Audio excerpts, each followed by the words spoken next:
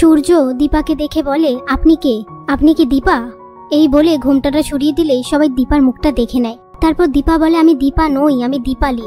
এরপর দীপা সূর্যকে বলে, তুই আমাকে ক্ষমা করে দে। তখনই জয় সেখানে আসলে দীপা বলে, জয় তোমার ফোনটা তাড়াতাড়ি দাও।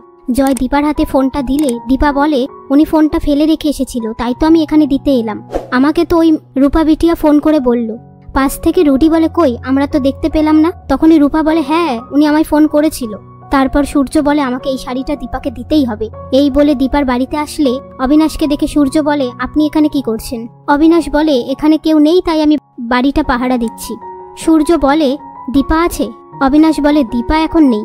সূর্য বলে, দীপাকে আমার জন্মদিনে আসতেই হবে, না হলে কিন্তু আমি সবকিছু শেষ করে দেব।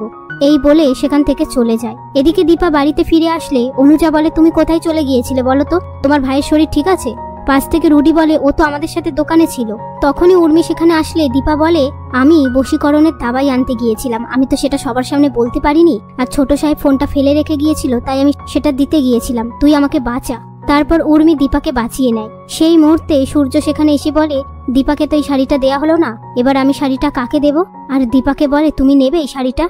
এই বলে দীপাকে দিয়ে দেয়। পরের দিন সূর্যর জন্মদিনে সূর্যর কেক কাটার সময় দীপাকে খুঁজতে থাকে। তখনই হঠাৎ করে সূর্যর হাত থেকে কেক কাটার ছুরি পড়ে গেলে দীপা এসে সেটা তুলে সূর্যর সাথে কেক কাটতে থাকে। পাশ থেকে সোনা বলে, তোমার কি কোনো বুদ্ধিশুদ্ধি নেই? তুমি আমার বাবার হাত কেন ধরে আছো? ছাড়ো।